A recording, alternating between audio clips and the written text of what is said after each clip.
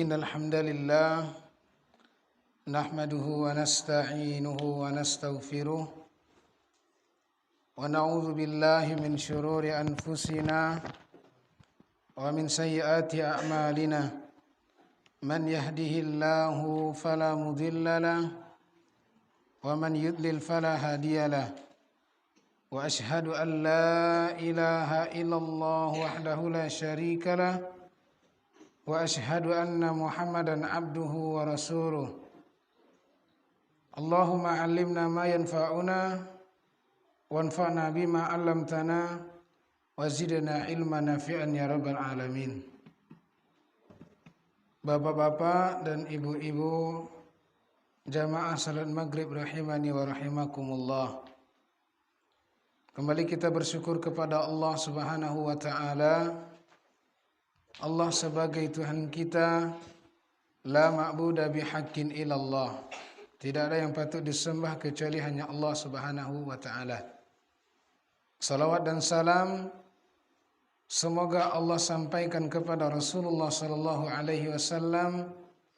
Beliau sebagai nabi akhir zaman, beliau yang memiliki syariat akhir zaman, sehingga wajib bagi kita selaku umat Islam mengikuti syariat agama yang dibawa oleh Nabi Muhammad sallallahu alaihi wasallam.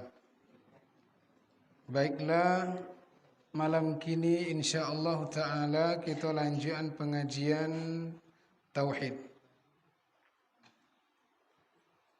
2 minggu yang lalu kita telah sampai di pertanyaan kedua dari buku Ambillah Akidahmu. Pertanyaannya adalah, apakah yang dimaksud dengan ibadah? Apa bono yang dimaksud dengan ibadah? Mungkin Ocowa mengecek istilah-istilah ibadah. Mungkin sebagian kita agak ragu, agak bingung apa bono dimaksud ibadah itu.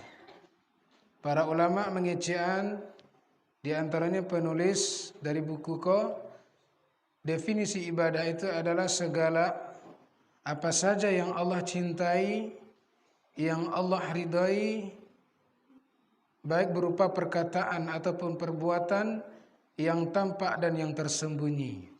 Itu namanya ibadah. Ada yang diucapkan, ada yang diyakini, ada yang diamalkan, dan ada yang ibadah itu ibadah harta. Nah, kita sampaikan sebelumnya bahwasanya ibadah itu terbagi 2, ada ibadah mahdhah dan ada ibadah ghairu mahdhah.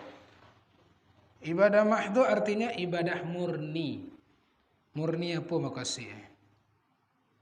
Maksud murni itu adalah memang semua tata caranya dari Al-Quran dan Sunnah.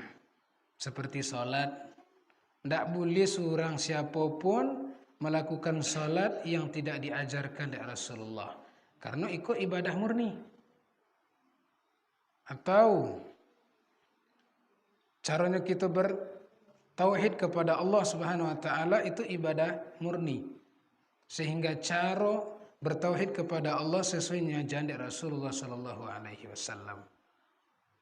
Kalau Rasulullah mengecekkan, kita tidak boleh melakukan ibadah dicampur baurkan, dicampur adukkan dengan kesyirikan.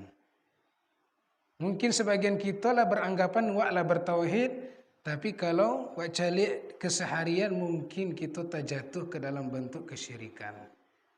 Apa contohnya? Bunyi si kokal akan rumah, sapunan mati. Bangkit kojo dari rumah, tidak boleh balik ke belakang. Kau balik ada kan terjadi. Itu berarti kalau masih ada keyakinan demikian, alun joni tauhid wa ada. Kalau meyakini ada hujan panik, siapa nama mati mudo? Berarti masih alun lui akidah wa. Apa lagi? Macam-macam nah. Apa nih dah? Alinteri ulang. Kalau orang jahiliyah dulu, beda lah cara deh. Nyecelik kalau rumah nyecelik burung tobang, kalau tobang ke kanan baru nyepoi. Tapi kalau tobang ke kidal tak ada poi dah. Balik kembali. Itu orang dulu, jahiliyah dulu. Nah, awak kini orang zaman kini kan beda lo gaya kan? Macam-macam. Atau sudah melahirkan pusek atau Bapak kalau di Jakarta kalau calik Bapak Ibu itu batimbun bagi lompu. Kalau dewak Bapak, hah? Agi-agi itu, hah? Itu Bapak pun dawak biasa. Lebih kubun aja nak. Kalau di luar nak sebagian yang kubunnya ge lompu. Enggak seminggu atau pagi ya, itu mungkin ada makasih di situ. Nah, ini bagian dari bentuk kesyirikan yang tidak boleh kita lakukan. Kalau masih tersebar sampai zaman kini, itu artinya masih butuh kita belajar akidah. Mungkin sebagian orang agak ilfil, agak malihnya mendengarkan kaji tauhid ke tauhid saya tahu. Tapi kalau diuji, mana tadi, oh kiranya you pernah melakukan mana itu, alah tuh berarti masih basagang ternyata kesyirikan di dalam hati awak.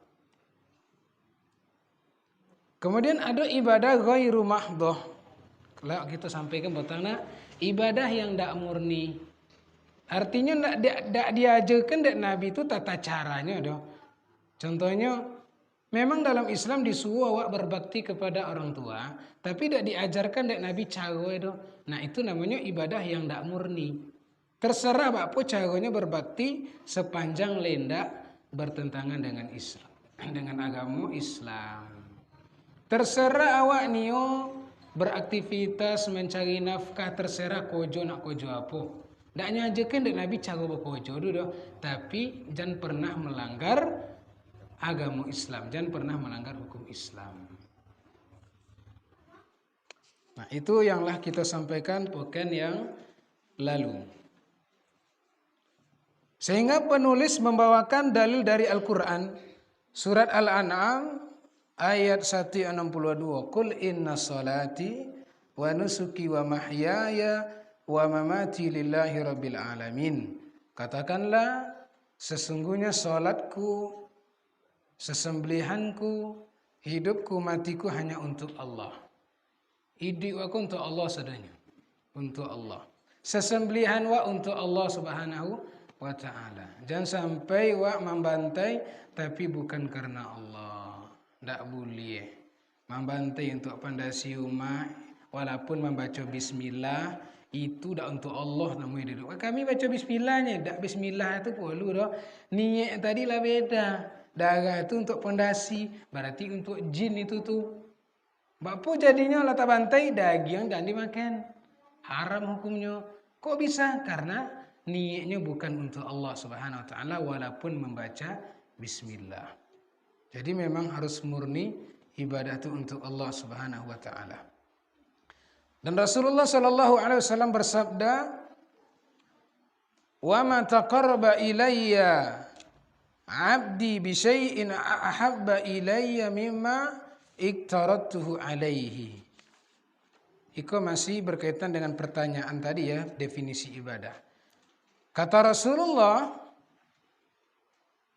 tidaklah seorang hamba mendekatkan diri kepadaku yang lebih aku cintai kepada Allah daripada ibadah wajib. Maksudnya, ibadah yang banyak Allah sebutkan di dalam Al-Quran dan Sunnah, yang paling Allah cinta itu ibadah wajib. Ya enggak Bapak Ibu? Ibadah itu kan ada ibadah wajib, ada ibadah sunnah. Kalau ibadah wajib kan apabila dikerjakan karena Allah berpahala. Jika ditinggalkan berdosa. Kalau ibadah sunnah dikerjakan berpahala, ditinggalkan tidak masalah. Jadi dari hadis itu Rasulullah mengatakan Allah yang lebih Allah cinta itu ibadah wajib ketimbang sunnah. Jangan sampai nan wajib tinggal dek sunnah. Jangan sampai tiap malam solat tahajud sembahyang subuh tinggal. Talambe ke masjid dek lah bagadang dekat dek sembahyang tahajud. Kau tak balik dunia dek. Wajib tu nanti kau ajarkan lu. Jangan sampai apanya contohnya ya. Salat sunnah apa banyak contohnya. Salat duha lai. Pi sembahyang wajib kadang le kadang tidak. Nah, itu tak boleh mana tak balik mana itu. Ndak ada gunanya do ibadah sunnah itu kalau ibadah wajib awak lalaikan. Ndak boleh. Jadi yang dikatakan wajib itu ada dua. Ada yang dimaksud wajib itu adalah mengojokan dan wajib-wajib. Atau meninggalkan yang haram-haram. Itu wajib nama tu. Mengojon dan diperintahkan oleh Allah yang wajib-wajib dan meninggalkan yang Allah haramkan. Itu yang dimaksud dengan wajib. Ada wajib tu fardu ain, ada wajib tu fardu kifayah. Kalau sembahyang mai fardu kifayah. Cie namanya membayangkan itulah mewakili untuk yang lain. Tapi kalau yang fardu ain, salat 5 waktu tidak bisa diwakil-wakilkan. Itu contoh dari fardu kifayah. Kemudian menjadi pertanyaan, tadi alasannya kalau kita jawab pertanyaan mana yang paling banyak pahala wajib atau yang sunnah? Jawabannya pahala yang wajib. Ya. Banyak alasannya kok bisa dan wajib itu lebih banyak, lebih mulia di sisi Allah daripada yang sunnah. Pertama, kalau wajib yang kita kewajiban, itulah menjamin awak selamat di akhirat. Kalau yang wajib aja kojan tak kojan dan sunnah doh. Salat 5 waktu aja sehari itu tidak ada sembahyang qobliyah ba'diyah tidak ada doh. Wajib aja nawak poci, itulah bisa dijamin masuk surga. Kecil Rasulullah pada dalam hadisnya. Bertanya seseorang kepada Rasulullah, wahai Rasulullah, apa pendapatmu wahai Rasulullah? Idza shallaitul maktubat, kalau ambo ya Allah Rasulullah salat 5 waktu lai. Ketika bulan puasa tiba ambo puasa kecil. Nan halal ambo halalkan, nan haram ambo haramkan. Leka masuk surga ambo. Anda kamu tambah-tambah lah dari nan wajib tu. Pokoknya Rasulullah, ada khul jannah, apakah saya masuk surga? Jawab Rasulullah, iyo. Nan wajib aja nan kita kojen, ndak kojen nan sunnah doh, itulah bisa dapat jaminan surga. Jangan sampai kau orang lain lomak golak kalaki masom. Tabalik. Pahami bu? Kewajiban istri kan bermuka lomak dicolik kan. Jangan sampai kakawan lomak golak senyum kalaki masom. Godang doso. Godang doso jangan tabalik dunia tu. Ikon ndak. Kadang mah ditulah. Kok kabapakayan kok apa namanya tuh? Ya sebenarnya gagaya keluar tuh. Tapi kalaki bangun tah ya, mereka tu laki gitu ya. Tak balik dunia tu. Tak boleh. Tak boleh. Jangan sampai awak mendahulukan orang daripada nan wajib. Nan wajib tu seorang istri ke suami dan suami ke istri mereka tu. Nah, jadi nan wajib aja nan kita kerjakan itulah menjamin masuk surga. Sampai-sampai kecak Rasulullah mereka. Andaikan seorang istri, seorang perempuan itu melaksanakan salat 5 waktu. Ketika bulan Ramadan yang puasa. Kemudian menjaga kemaluannya dan mentaati suaminya.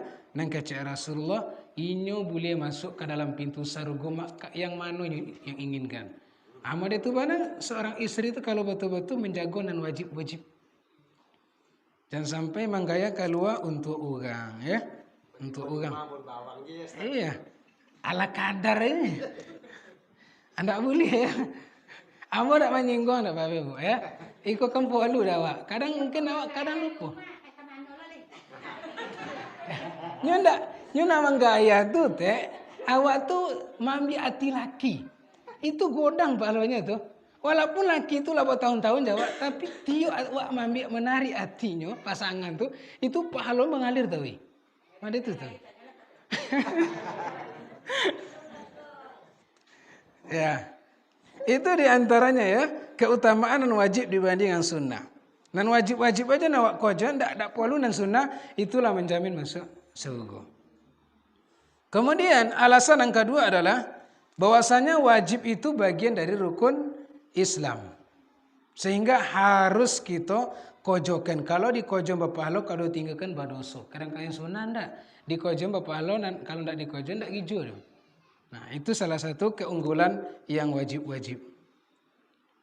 Kemudian alasan Kok bisa yang wajib jadi lebih utama daripada ibadah sunnah? Pahala yang wajib tentu lebih banyak daripada yang sunnah. Sampai-sampai kecek ulama Syafi'i mengatakan sesungguhnya pahala wajib itu lebih banyak daripada ibadah sunnah sampai kelipatannya 70 perbandingannya ya. Bakpo pun banyaknya puasa sunat awak, tapi kalau puasa wajib awak nak tinggalkan tak bisa. Jadi kalau kau jom puasa wajib, kau jom puasa sunat, tak kata kalahan puasa wajib tu dia ada. Walaupun banyak hadis yang mengatakan fadilah keutamaan tentang ibadah-ibadah sunnah. Ya, kemudian yang menjadi pertanyaan, kalau memang wajib tu lebih utama dari yang sunnah, apa ibadah wajib yang paling pertama? Tentu banyak urutannya. Yang nomor satu, apakah ibadah wajib yang paling utama? Jawabannya adalah mentauhidkan Allah dan meninggalkan kesyirikan. Rukun Islam berapa Bapak Ibu? 5. Yang pertama, salat, zakat atau puasa? 2 kalimat syahadat yang pertama. Ya, apa maksudnya dek kalimat syahadat nomor 1? Itu maksudnya ndak kabaguna sembahyang, puasa, haji kalau ndak selesai akidah. Itu maksudnya. Makanya letak nomor 1 tadi. Itu makanya jawabannya ibadah wajib yang nomor 1 adalah tauhid kepada Allah, jangan melakukan kesyirikan seketik pun. Yang model tadi, keyakinan tadi, itu berarti lu selesai nama tu. Selagi hidup perbaiki cepet. Bapa cara memperbaiki kami tidak tahu, ocok dengan pengajian. Tu Kalau pemalai dengan pengajian ya model itu tu. Dari dulu kami apa kami induk kami model itu kami bitulnya. Itu tak model itu jauh kita beragama Islam. Islam itu bagantai bersanad dari Nabi, sahabat tabi'in sampai ke ulama zaman kini. Jadilah boleh-boleh saja. Itu yang kita pelajari. Kalau kita hanya berpedoman induk-induk nenek-nenek kita nan dulu, angku-angku kita nan dulu, kalau berselisih syariat Rasulullah tinggalkan. Tidak ada jaminan surga dari mereka. Kalau lain sesuai dengan Al-Quran dan Sunnah kita pakai. Pada itu ya. Kalau kita cara memilih mana nampati kita pilih. Jadi nomor 1 kewajiban itu adalah memperhatikan tauhid dan meninggalkan kesyirikan. Yang menjadi pertanyaan, ibadah wajib yang tampak yang mana yang nomor 1? Jawabannya adalah salat kita. Salat itu adalah nomor 2 setelah 2 kalimat syahadat. Makanya kecak Rasulullah SAW besok di hari kiamat yang pertama kali dihisab itu apa? Salat. Kalau salatnya rusak, maka ibadah yang lain rusak. Tak ada guna puasa, haji berkali-kali, tak ada guna baca Quran, sedekah, tak ada. Kalau tak ada timu, sembahyang atau salat kita.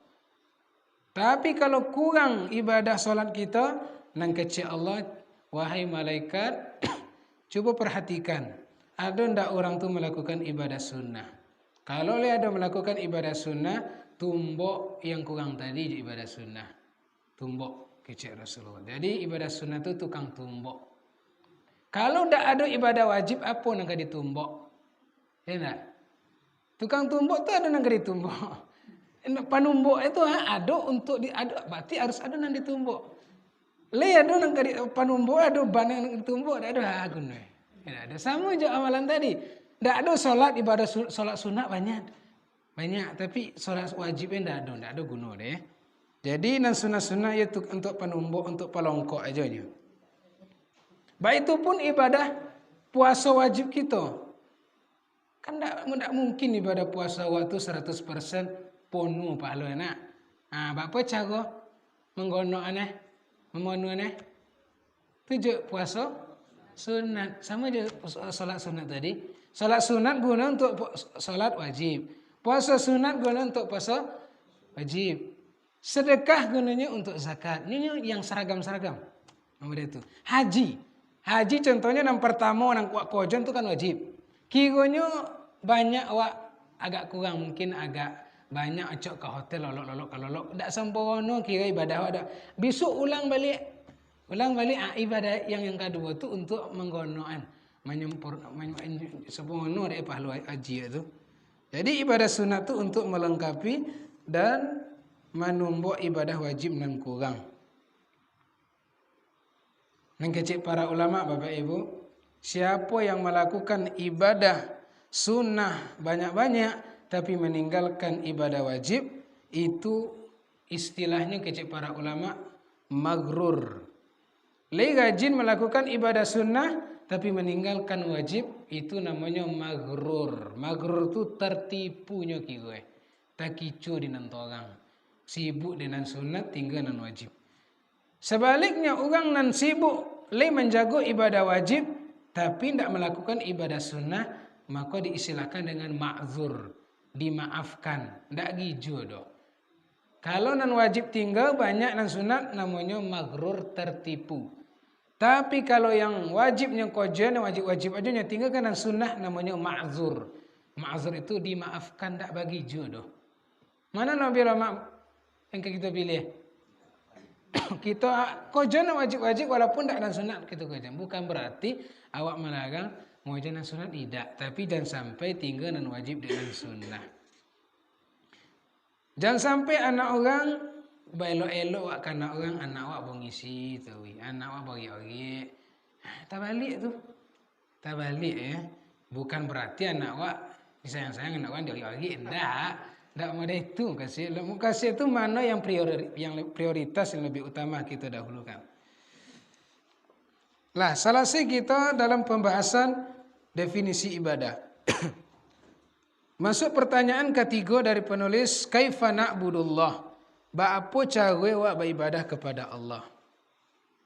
Beribadah itu apa cara?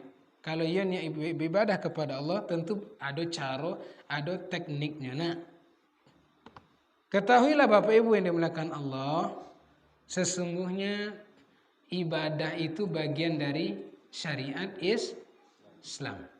Agama Islam itu bukan sebatas pamflet, bukan sebatas lambang, tapi ada ajaran di dalam Islam itu. Ibadah itu bagian syariat Islam. Agama Islam merupakan satu-satunya agama yang dicintai, yang diridhoi di Allah. Sebanyak tu agama di dunia kau cie na nyambi di Allahnya, yaitu agama Islam. Makanya Allah mengatakan dalam Al-Quran, inna dina indallahi al-Islam. Sesungguhnya agama di sisi Allah itu hanya Islam.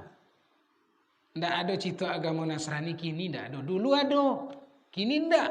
Kalau ada Nabi Muhammad, maka situlah lah ditutup dengan syariat Nabi Muhammad, tidak ada oleh Nasrani. Dulu ada, Yahudi ada, kini tidak ada oleh. Jadi orang Nasrani itu sebenarnya Bapak Ibu, orang Yahudi itu kalau betul-betul mengikuti syariat agamanya, di situ akan didapati ada Nabi terakhir yang Allah utus, itu Nabi Muhammad. Harusnya mereka mengikuti Nabi Muhammad SAW. Jadi Islam merupakan satu-satu agama yang dicintai, diridhai oleh Allah. Begitupun para nabi, para rasul, dalam sebuah hadis dikecian, dan ikut kecek para ulama, hadis kau dhaif, sampai-sampai jumlah para nabi itu sampai 24.000. Kalau jumlah rasul cuma 300-an. Ya, 300-an. Para nabi banyak, Ibu. Banyak nabi itu. Cuman tuh nadi sobuin dah. Nadi sobuin paling nyejeleh banyak ya. Jadi para nabi, para rasul, mereka menyampaikan agama Islam, ajaran Islam, agama yang diridhai oleh Allah Subhanahu wa taala. Sampai-sampai Nabi Nuh mengatakan dalam Al-Qur'an, wa umirtu an akuna minal muslimin. Saya diperintahkan untuk menjadi seorang muslim. Jadi para nabi dulu agamanya Islam. Tidak ada lagi para nabi dulu agamanya selain Islam. Islam dari dulu, dari Nabi Adam sampai kini agamanya ciyeknya, yaitu agama Islam. Agama Islam. Begitupun Nabi Ibrahim mengatakan dalam Al-Quran, idh qala lahu rabbuhu aslim. Apa kata Allah kepada Nabi Ibrahim? Wahai Ibrahim, aslim. Berislamlah kamu, qala aslamtu lirabbil alamin. Aku berislam kepada Allah. Aku berserah diri kepada Allah Subhanahu wa taala. Di situ enggak ada ya. Di buku itu enggak ada.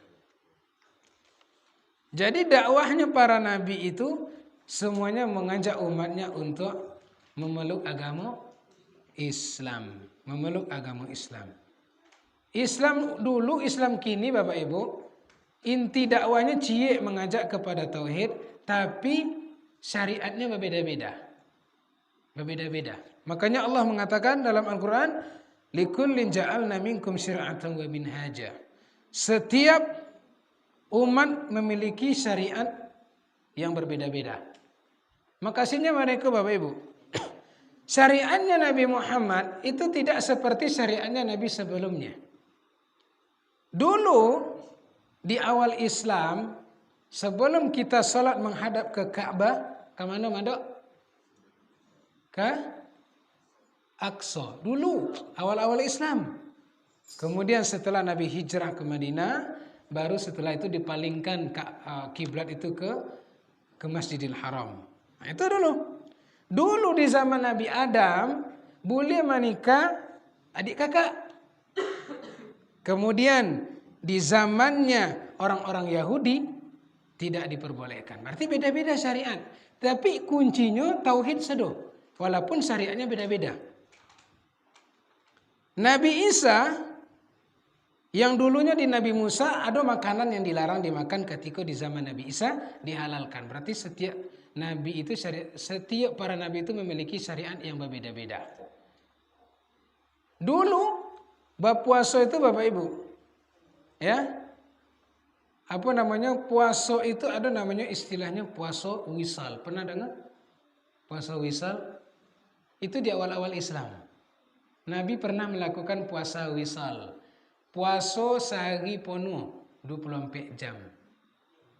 Dan itu tidak diperbolehkan kita melakukan. Sebagian ulama mengatakan makruh hukumnya. Nabi melakukan puasa 24 jam. Ya. Nah, jadi setiap nabi memiliki syariat masing-masing, hanya saja mereka memiliki tauhid yang sama, sama-sama mengajak kepada agama Islam, sama-sama mentauhidkan Allah Subhanahu wa taala. Jadi cara kita beribadah kepada Allah sesuai yang diajarkan oleh Allah dan Rasul. Apa kata Allah yang dinukil dari penulis dalam Al-Quran? Ya ayyuhalladzina amanu ati'ullaha wa ati'ur rasul wa la tubtilu a'malakum. Wahai orang-orang yang beriman, taatilah Allah, taatilah Rasul, dan jangan kalian membatalkan, menghapus amalan-amalan kalian. Kecik para ulama, kecik ahli tafsir, kalau ingin salame hidup di dunia akhirat, taati Allah, taati Rasul, jalani agama Islam. Kalau niyo salame hidup di dunia dan di akhirat, perintah dilakukan, larangan ditinggalkan. Kalau niyo salame hidup di dunia akhirat. Kalau orang tidak niyo taat kepada Allah dan Rasul, berarti tidak niyo masuk ke dalam surga. Tapi kalau ditanya niyo, tapi prakteknya tidak ada. Itu tidak sama tidak tuh. Dan jangan kalian batalkan, kalian hapus amalan-amalan kalian. Maksudnya apa? Terkadang kita maapui amalan yang kita kojen tu, lah sudah awak kojen, lah sudah solat contohnya. Awak apui amalan tu dengan cara mungkin kita bangga aja amalan kita. Dan kita pernah bahasa doka, bangga-bangga, bahasa sabu hilangnya. Bisa ya? Amalan tu bisa hilang kalau awak kojen dengan cara riak, pamer, bahasa sabi ke orang. Atau dengan melakukan kemaksiatan. Lai solat 5 waktu maksiat jalan, maka pahala ibadah itu akan hilang sedikit demi sedikit. Itu kalau awak lah melakukan ibadah. Atau sedang melakukan ibadah bisa hilang. Contohnya pas solat, awak lakukan hal yang akan membatalkan puasa. Apa contohnya? Sedang solat, mengecek contohnya. Golak contohnya. Itu akan membatalkan ibadah kita. Nah, itulah maksud dari penulis tadi, taati Allah dan taati Rasul, dan jangan kalian hapus amalan-amalan kalian.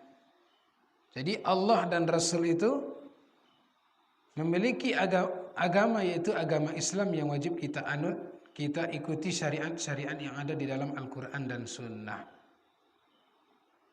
Lalu Rasulullah SAW juga bersabda yang dibawakan oleh penulis sebuah hadis Rasulullah, "Man amila amalan laisa alaihi amruna fahuwa raddun." Siapa yang melakukan suatu amalan yang tidak kami perintahkan, maka amalan itu tertolak. Itu yang kecil Nabi.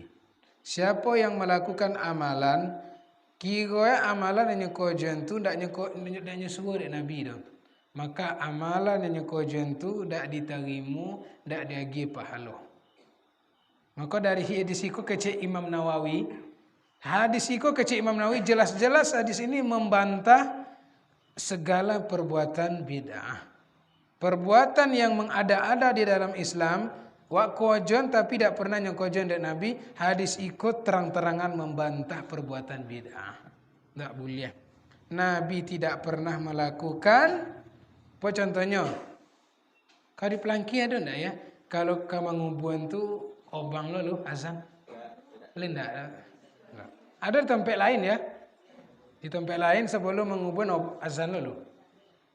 Kau ada sih kau je. Kan tak ada yang suara Nabi dah. Tidak diperbolehkan, ya. Itu bagian dari ibadah bid'ah. Kalau mengazankan bayi yang baru lahir, Khilaf. Ya, khilaf para ulama. Tapi setelah kalau Ibnu Qayyim tidak masalah ya. Tidak masalah diazankan. Diazankan dua-duanya ya, baik padusi baik laki-laki ya. Ikut tak kadang dakwah azan laki-laki komat dan padusi tidak. Dua-duanya azan. Ya, dua-duanya azan. Iya, dua azan ya. Bukan komat. Nah, jadi hadis itu membantah orang-orang yang melakukan kebid'ahan. Melakukan kebid'ahan, tidak diperbolehkan. Kemudian hadis ini juga mengatakan bahwasanya amalan itu harus sesuai dengan yang diajarkan oleh Rasulullah sallallahu alaihi wasallam. Apa gunanya Nabi itu diutus di Allah ke dunia? Tentu untuk diikuti. Nabi Muhammad itu jabatannya apa? Jabatannya di dunia kan? Sebagai Rasul. Kan di antara syahadat Muhammad itu kan wa asyhadu anna Muhammadan abduhu wa rasuluh. Muhammad itu hamba dan sekaligus sebagai utusan. Apa maksudnya hamba?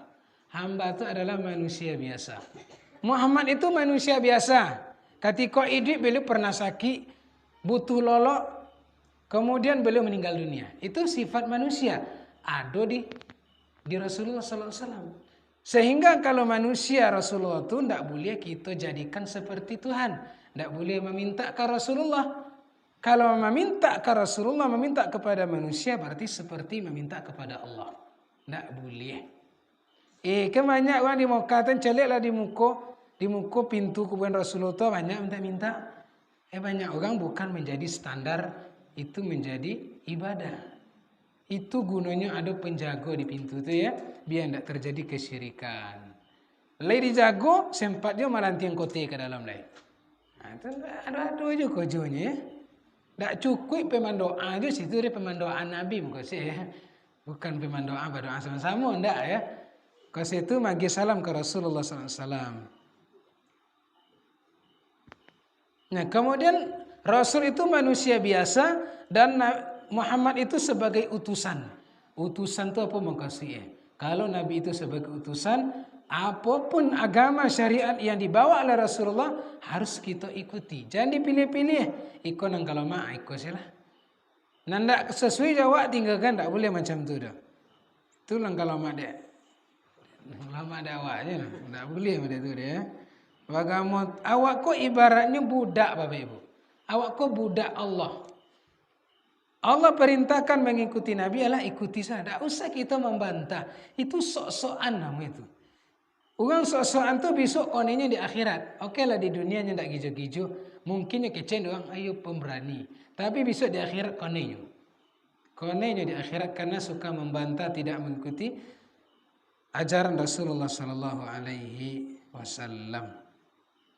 Jadi aneh rasanya nak kalau orang agak gengsi, agak ilfil, dak nio mengikuti sunnah Rasulullah yang ketujuh deh ibadah nenek moyang itu agak aneh. Ajaran siapa yang diikuti? Sarugo siapa yang akan dimasuki? Tuhan mana yang sembah? Kan itu kasarnya nak. Kasarnya mah itu. Ini ndak nio mengikuti ajaran Rasulullah, jadi ajaran Islam siapa yang diikuti? Tuhan mana yang sembahnya. Kalau memang Allah yang kita sembah, tentu patuhin apa yang kecil Allah nak. Nang kecil Allah taati Rasul.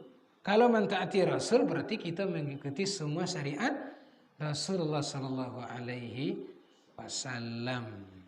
Nah, makanya Bapak Ibu, kita tuh sebetulnya di dunia kok, kalau dipikir-pikir, lo bisa ngene beribadah daripada ndak beribadah. Kalau 24 jam tuh kira salat 5 waktu doa, berapa kira kalau kita kumpulnya? Ada enggak sajam? Salat zuhur kira putih ndak 5 minit dah. Putih nak 5 dikali 5. Kalau subuh ngene lahnya. 25 minit. Itu sangat enak ya. Alun baik kau jual le cari dunianya. Alun lo le buku sudah isya sampai subuh. Kalau dipikir-pikir lebih banyak hidup menghabiskan untuk dunia daripada untuk akhirat. Ya, untuk akhirat. Kalaupun kita menghabiskan waktu untuk akhirat, itu belum tentu itu benar yang kita lakukan. Terkadang kita melakukan ibadah tercampur juga joria, sum'ah, pengen pamer. Banyak contohnya rezekinya gede Allah ingin diumumkan pakai mic. Itu enggak payah itu mah. Itu enggak bisa manusia mengukur inya sombong atau tidak, yang hanya tahu hanya orang yang beribadah.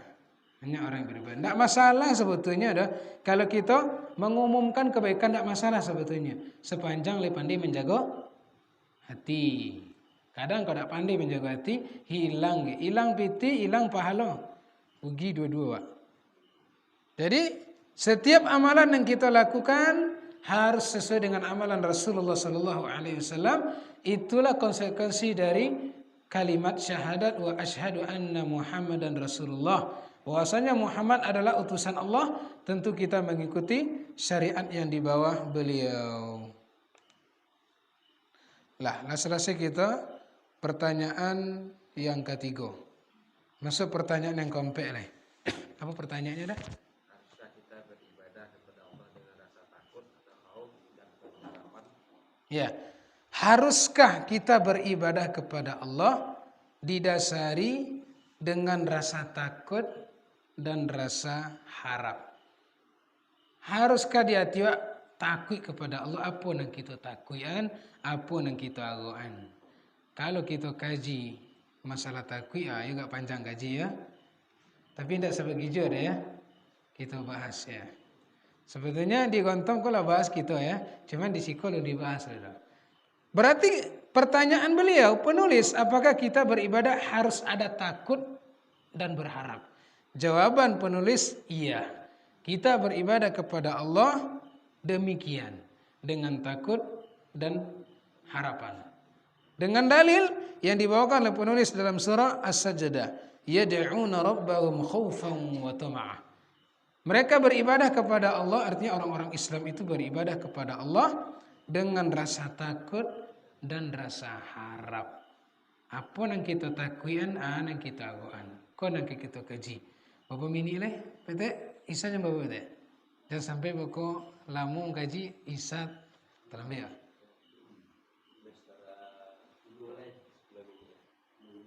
25 ya. Yalah. Kau betul-betul disimak ya Bapak Ibu. Kini kita mengkaji tentang rasa takut lah. Jadi kita sebagai umat Islam, selaku mukmin yang beriman kepada Allah, harus memiliki rasa takut kepada Allah. Tidak boleh kita menjadi orang pemberani. Apa maksud pemberani? Berani kita meninggalkan atau melanggar hukum Islam. Tidak boleh. Yang dimaksud dengan takut kepada Allah adalah takut yang diiringi rasa mengagungkan, rasa menghinakan diri, dan tunduk dan patuh kepada Allah. Itu yang dimaksud dengan takut kepada Allah.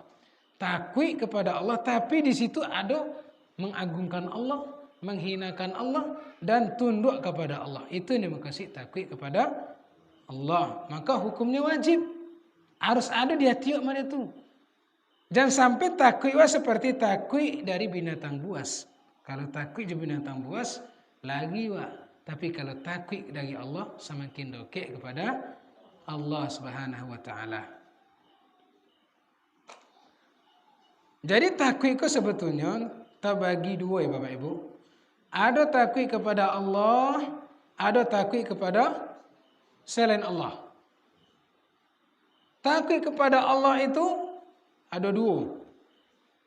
Ada yang takwik yang terpuji, ada yang tercela. Bila maksudnya takwik itu dianggap terpuji di sisi Allah, apabila takwik itu mendorong awak taat kepada Allah. Semakin dokek je Allah di takwik tadi itu, itu lebih encak tu. Sehingga kalau awak takwik kepada Allah, solat awak makin khusyuk. Kalau awak takwik kepada Allah, awak pandai menjaga ibadah awak. Ya, kita pandai menjaga amalan, jauh dari kesyirikan, jauh dari segala macam yang akan merusak ibadah. Itu yang diinginkan oleh Allah Subhanahu wa taala. Dan bila takut itu dihukum tercela apabila takut itu menghalangi seseorang beribadah. Ada mungkin sebagian orang lah banyak berbuat dosa, semakin banyak berdosa pesimisnya. Rasa-rasa ndak ke diampuni dia Allah mah ala patah semangi aja nyu. Ayolah ambolah ka jadi calon api neraka aja mah. Ayolah kok made itu. Itu nama patah semangi, itu putus asa. Ndak boleh made itu dah. Walaupun kita banyak melakukan dosa, tapi tetap optimis kepada Allah, harus berbaik sangka kepada Allah. Allah akan mengampuni dosa-dosa kita, Allah akan memberikan rahmat kepada kita. Kalau berputus asa berartilah melakukan dosa besar. Tidak boleh. Lain Jawa, maka pintu tobat selalu terbuka. Itulah bila maksudnya takut itu dianggap tercela jika takut itu justru menghalangi kita beribadah kepada Allah. Kan banyak orang pada itu Bapak Ibu. Mungkinlah bertahun-tahunnya ada banyak mau bermaksiat contohnya. Mungkinlah banyak berzina contohnya, membunuh orang lah pernah. Lama sebos dosa aja yang mengelilingi. Rasa sendak kamu mungkinnya lah. Lah kamu dekui dia ambonya, mendekulat patuwi nale. Itu namanya putus asa. Tak boleh pada itu dah. Sepanjang kita masih hidup, maka pintu taubat masih terbuka. Apa yang kita takutin? Nama Isa? Lah. Jadi apa yang kita takutin kepada Allah? Kita takui amalan kita tidak diterima oleh Allah. Kita takui di hari kiamat ternyata amalan kita tidak berpahala di sisi Allah Subhanahu wa taala. Itu yang kita takuin. Makanya di dunia kita harus perbanyak rasa takui amalan tidak diterima, takui tobat tidak diterima, takui bertemu dengan Allah dan bertemu dengan Allah tapi tidak punya amalan. Nah, tidak diperbolehkan. Kemudian itu yang harus kita takuin. Kemudian yang menjadi pertanyaan, apa cara menimbulkan takui kepada Allah? Tentu ada kiatnya, ada caranya. Di antaranya adalah supaya timbul rasa takut dalam hati, banyak mengingat ayat-ayat Allah yang sifatnya mengancam. Mungkin salah satunya Allah mengatakan di dalam Al-Quran surah As-Sajdah ayat 3 Allah mengatakan walau syi'na la'ataina kulla nafsin hudaha. Kalau kami mau kata Allah, semuanya kami beri hidayah. Orang kafir itu kalau kami mau kata Allah akan kami beri hidayah. Kan kami beri hidayah kepada Allah. Walakin haqqal qaul minni, akan tetapi kepada Allah lah jelas keputusan Allah, la amla'anna jahannama minal jinnati wan nasi ajma'in, akan kami penuhkan neraka tujuh manusia dan jin. Itu salah satu ayat yang berbicara tentang bahwasanya neraka itu akan diisi dengan manusia dan jin. Manusia dan jin. Dan dalam hadis lain dikatakan yang paling banyak penghuni neraka itu adalah perempuan. Ibu-ibu tidak boleh iri dah. Tahu tidak alasannya? Tentu ada alasan. Ya, hadis ini berbicara tentang seorang perempuan yang sudah menikah. Maksudnya apa? Ditanya dek sahabat ya Rasulullah, ditanya dek padusi waktu itu dek seorang sahabat. Rasulullah, kok bisa kami kok namanya di negoknya kece Rasulullah. Kalian tuh banyak kufur nikmat. Nyagi sekian dek laki mencoba. Menyongi kawi konyang. Deh, apalagi tadongu kawannya sekian lebih banyak dapat per minggunya per bulannya. Itu kece Rasulullah alasannya kufur nikmat. Kufur nikmat itu ya berarti mengingkari jerih payahnya suami itu dosa besar. Sehingga memasukkan dia ke dalam neraka. Nah, itu ya. Salah satunya Bapak Ibu. Jadi sampai Rasulullah ya itu kisahnya seperti itu. Nah, maaf tuh menghapus adanya, Bu. Maaf itu tobat itu. Ya. Tapi jangan tunggu lo maaf menjelang puasa lamu. Iyo le kai di wa kamu menjelang puasa ndak? Hah? PT nembak ugang ya. Kalau Allah itu paling suka Bapak Ibu, ada dalam sebuah hadis dikatakan, dalam sebuah hadis Allah itu paling suka dengan hamba yang banyak dosa. Suka Allah tuh. Kok bisa? Tapi dengan catatan setelah berbuat dosa bertobat. Berarti tobat sambalado tuh sebenarnya ndak aib gitu. Boleh sebenarnya. Tapi bukan dengan sengaja. Boleh sebenarnya. Mungkin wak kini lah tobat nah. Sadar awak tobat. Habis itu berlalu dengan berjalannya waktu diajak dek kawan bermaksiat balik lo ke kubangan. Besok wak tobat balik kan lah sadar tuh. Boleh sebenarnya dia tuh. Kadang wak kan ndak cimei orang tobat sambil lado tuh. Ndak masalah sebetulnya selagi itu ndak ndak disengaja. Tobatnya pun dalam keadaan disesali. Boleh sebetulnya ya. Jadi kalau istri banyak salah minta maaf ke laki. Itu boleh berulang-ulang ndak gitu. Atau sebaliknya mungkin laki lah banyak contohnya. Mungkin mantang-mantang laki itu memiliki kepemimpinan. Jadi senonoh aja sewenang-wenangnya bertindak. Ndak boleh sama dia itu. Jadi harus tentu mana hak dan mana kewajiban ya. Nah, kemudian di antara hal yang akan menimbulkan ketakutan kepada Allah banyak mengingat kematian. Salah satu hikmah menjenguk mati adalah mengingat kematian, bukan sebatas sogen menyogen orang, tapi memang untuk mengingat kematian. Awak pun akan seperti itu. Kemudian di antara bentuk atau hal yang akan menimbulkan ketakutan kepada Allah adalah ingat kematian mendadak itu aduh. Kematian mendadak itu aduh ya.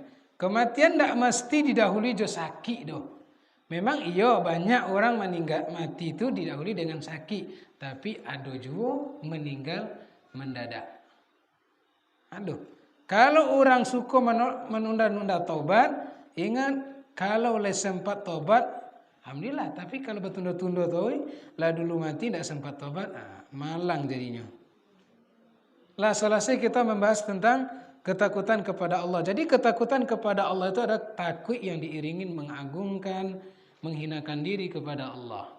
Maka hukumnya wajib. Kemudian masuk ke pembagian takut yaitu takut kepada selain Allah Subhanahu wa taala. Terbagi tiga. Takut kepada selain Allah terbagi tiga. Pertama, takut yang hukumnya mubah. Boleh awak memiliki rasa takut seperti itu. Ada anjing gila masuk rumah tutup pintu takut. Wajar. Manusiawi. Pika gimbo contohnya. Ya. Nampak kondik luka manjat tang kayu takut. Wajar. Nampak rimau. Wajar. Manusiawi. Apa cokak wan contohnya lagi wak tapi kone bukan wajar tu manusiawi. Tapi kalau ndak ada sebab tapi takut, itu ndaklah boleh sama dia tu dah. Tempat nang kolam takut, itu ndak boleh tu, ndak boleh macam tu dah. Di rumah seorang contohnya kan ketakutan seorang pada ndak ada tu. Gaso-gaso kado, gaso-gaso tu ndak ada. Tu ndak boleh, itu haram hukumnya ya. Tidak diperbolehkan. Itu hukumnya mubah ya, takut yang ada sebab. Apa contohnya bentuk? Mungkin ada salah satunya ketika ada bencana, ada gompo godang, Ndak lagi ada kisah ketika gompo di Lombok atau tu nak. Ada di video. Dan imam tu lama dia tu gompo godang ini imam juga. Sebenarnya salah situ sebetulnya tu. Harusnya kaburnya. Ya. Karena kematian tu ndak dikaitkan dengan ibadah. Oh, kami kan beribadah, pasti dilindungi dah. Ndak boleh sama dia tu dah. Ya, karena ada sebab, ada akibat. Menyelamatkan nyawa itu nomor satu. Bahkan yang haram bisa halal gara-gara demi menyelamatkan nyawa. Nyawa nomor satu, Bapak Ibu. Sama juga bau bek, Bapak Ibu. Apa hukumnya bau bek? Sakit awak. Bau bek, apa hukumnya bau bek? Ndak wajib deh. Ndak wajib. Tapi kalau ketika awak ndak ada nangka dimakan, kecuali najis bangkai, maka harus wajib makan bangkai. Demi menyelamatkan nyawa. Ndak awak makan bangkai, demi mailaan bangkai, ndak awak makan, padanya makan yang haram doh, maka awak jatuh ke yang haram. Maka masuk ke dalam neraka. Itu dosa besar. Beda enggak? Kalau bau bek hukumnya sunnah. Tapi kalau menyelamatkan nyawa walaupun makan bangkai hukumnya harus dimakan bangkai itu. Kalau cik itu nggak dimakan lain. Enggak ada lain. Wajib makan bangkai. Enggak boleh enggak ada. Kalau mati awak enggak niat makan bangkai dosa godang. Karena nyawa itu nomor satu. Tapi kalau bau bek mati pun dek gara-gara awak yang jadi awak bertawakal kepada Allah berdoa tauhid. Itu enggak salah ada. Tapi kalau untuk menyelamatkan diri nomor satu. Sama juga gompo godang kalau lah 9, skala Richter. Godang tuh. Wah sedang sholat. Kami sholat beribadah kepada Allah. Allah kan melindungi kami. Itu ndak ada cito sama itu. Salah bertawakal sama itu tuh. Ndak duduk berarti kaji tawakal tuh. Tawakal tuh ndak mengingkari sebab doh.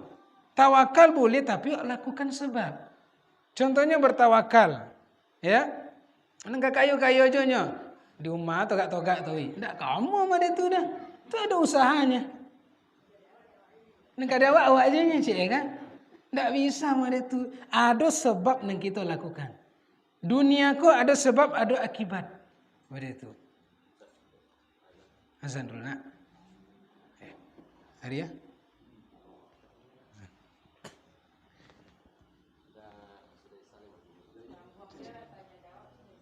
Ayat ya.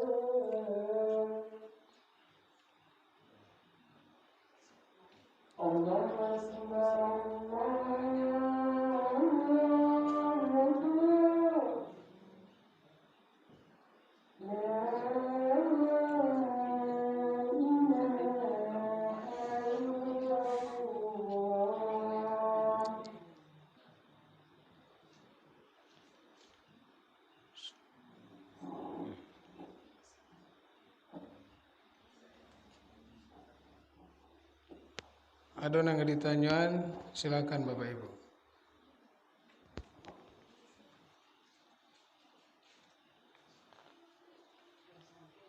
Mas Santiang sudah ya? Oke. Apa tuh?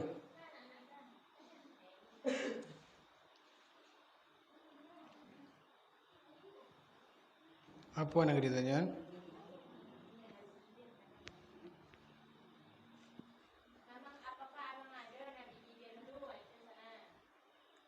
Ya, Nabi Khidir. Khilaf bainal ulama, ada perbedaan pendapat dari ulama ya. Ada mengecen Nabi, ada mengecen sebagai orang saleh. Di situ khilaf di antara para ulama. Nah, mungkin pembahasan kita sampai situ dulu Bapak Ibu ya.